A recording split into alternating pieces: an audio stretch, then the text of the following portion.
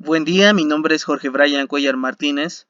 Soy alumnado de la Benemérita Universidad Autónoma de Puebla, BUAP, de la carrera de Ingeniería en Automatización y Autotrónica IAA 2019, sección 1.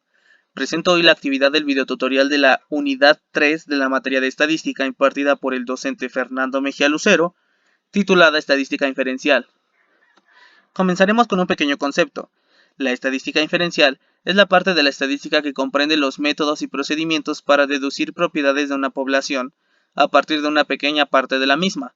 La estadística inferencial también permite comparar muestras de diferentes poblaciones. Estadística e inferencias. Las inferencias estadísticas es el conjunto de métodos y técnicas que permiten inducir a partir de la información empírica proporcionada por una muestra cuál es el comportamiento de una determinada población con un riesgo de error medible en términos de probabilidad. Otro término es la estadística paramétrica. Las pruebas paramétricas son una herramienta estadística que se usa para el análisis de los factores de la población. Esta muestra debe cumplir ciertos requisitos como el tamaño. En general, estas muestras suelen aplicarse a variables numéricas. Condiciones de la prueba paramétrica. Normalidad. El análisis y observaciones que se obtienen de las muestras deben considerar normales. Para esto se debe realizar pruebas de bondad de ajuste. Homocedasticidad. Los grupos deben presentar variables uniformes, es decir, que sean homogéneas. Errores. Deben ser independientes. Sucede cuando los sujetos son asignados de forma aleatoria y se distribuyen de forma normal dentro de un grupo. Tipos de pruebas paramétricas. Prueba de valor Z de la distribución normal, prueba T de student para datos relacionados, prueba T de student para datos no relacionados, prueba T de student Welch para dos muestras independientes con varianzas no homogéneas, prueba de chi cuadrada de Bartlett, prueba F, análisis de varianza o también llamada ANOVA. Ventajas y desventajas de las pruebas paramétricas. Las ventajas.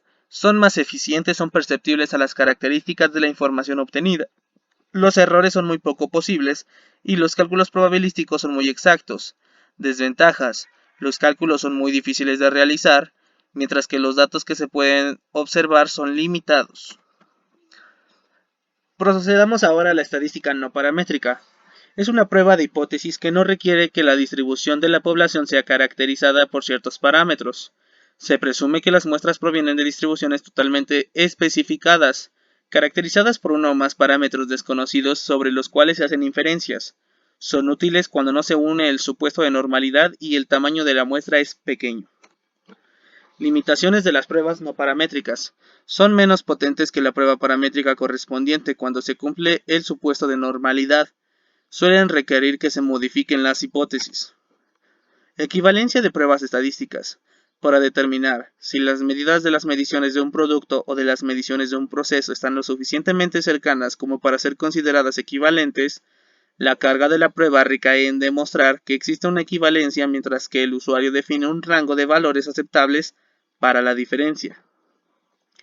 Técnicas paramétricas y no paramétricas. Veamos cuál es la comparación en resumen.